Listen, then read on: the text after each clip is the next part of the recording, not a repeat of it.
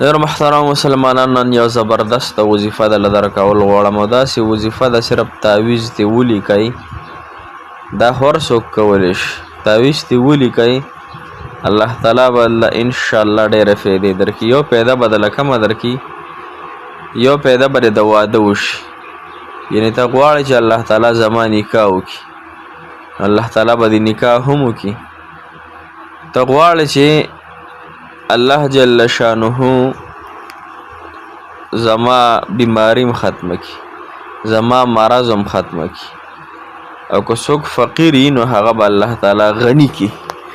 نو وظیفې یې موږ نشو کولی، نو بیا دا مختصر دوه آیاتونه دي، دا ځان له ولیکئ په کاغذ باندې.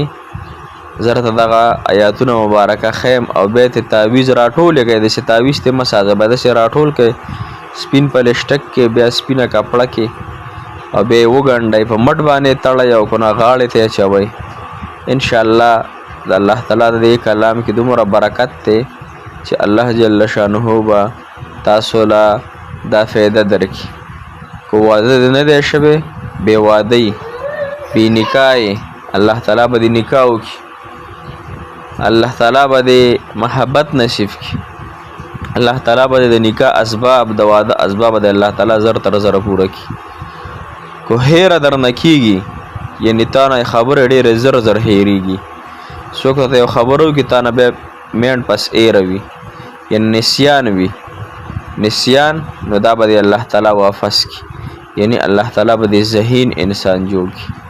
او که بیمار یې، که دا بیماري د هر مرض وي، الله تعالی به د شفا درکړي.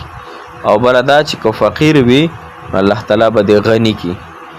نو غني خو پېژنئ تاسو که نه، یو خو د پاکستان غني دی، یو د امریکې غني دی، یو زمونږ رب غني دی. نو موږ له الله تعالی د خپل رب نه غنیتوب راکړي چې هغه نه ختمېدونکی غنیتوب دی. نو محترم مسلمانانو، دغه آیاتونه صرف په کاغذ باندې ولیکئ، یا یې په مرۍ کې واچوئ، یعنې غاړې ته یې ویزان کئ، تعویض ترې وکئ، او یا یې په مټ باندې کئ، ښی مټ باندې. خو که باتروم ته تلئ، نو باتروم ته خیر دی وباسئ، چې دا خبره زموږ په ذهن کې وي. باتروم ته وړل دا ټیک نه دي، نو چې کله ته یاد وي نو باتروم ته دا مه وړه. انشاءالله انشاءالله محترم، او ډېرو لږو ورځو کې به دې الله تعالی داسې غني کړي، الله تعالی به دې نکاح اسباب برابر کړي، نکاح به دې الله تعالی وکړي. لهذا دا عمل په خپله وکړئ یا په بل چا ځان له وکړئ. چاله لیکل ورځي دغه آیاتونه مبارکه تاسو ته زه په سکرین باندې پرېږدم، انشاءالله چې دې نه یې ولیکئ، او بیا به الله تعالی ډېر غنیتوب درکړي او ډېر ودونه به الله تعالی وکړي. السلام علیکم ورحمت الله وبرکاته.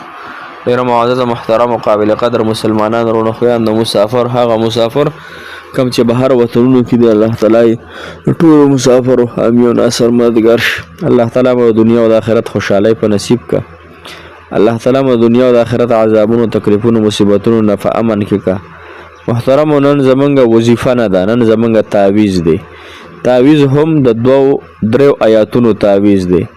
آیاتونه هم اوږده اوږده نه دي، مختصر آیاتونه دي، واړه واړه آیاتونه دي. نو کم مسلمان خور یا رور چې دا ولیکل په ځان له په خپله یا په بل چا باندې په کاغذ باندې، په بالپین باندې، او بیا هغه راټول کو، تعویض ته جوړ کو، په غاړه باندې کو، نو الله تعالی به ورته پیدې ورکړي. یو فایده داره چې الله تعالی به دې مالداره کړي. دویمه داره چې کم کون ذهن ماشوم یا په خپله ذهن دې خراب وي، خبره د نه هېرېږي، سبق د نه هېرېږي، هر څه د نه هېرېږي، دا به د الله تعالی ټیک کړي. صحیح شوه.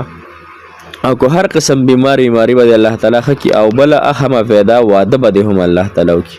ودونه هسې هم موږ غواړو، نو واده به د الله تعالی وکړي. دغه آیات مبارکه تاسو ته به د سکرین باندې ښکاري. بسم الله الرحمن الرحیم. ولا تمدنك عينيك إلى ما متعنا به أزواجا منهم زهرة الحياة الدنيا لنفتنهم فيه وارزق ربك خير وأبقى وأمر أهلك بالصلاة واصطبر عليها لا نسألك رزقا نحن نرزقك والعاقبة للتقوى. دغه آیاتونه دې مبارکه ها تاسو ته به سکرین ښکاري، ښکلي ښکلي ځان له ولیکئ، مزیدار مزیدار. انشاءالله انشاءالله چې تاسو وګورئ چې الله تعالی تاسو باندې څنګه فراخین راولي، ستاسو ودونو ترتیب څنګه الله تعالی برابري، ستاسو بیماریانو ته الله تعالی څنګه صحت ورکوي، او ستاسو نسیان کمه هیره چې دا کثیر هغه به د الله تعالی زر تر زره ختموي. ان شاء الله دا عمل په خپل وکړئ یا په چا ځان لا وکړئ او غاړې ته واچوئ یا مټ ته باتروم ته موړئ. موږ ته هم ډېرې دعاګانې کوي، موږ تاسو ته کوو. الله تعالی مو خوشحاله او باد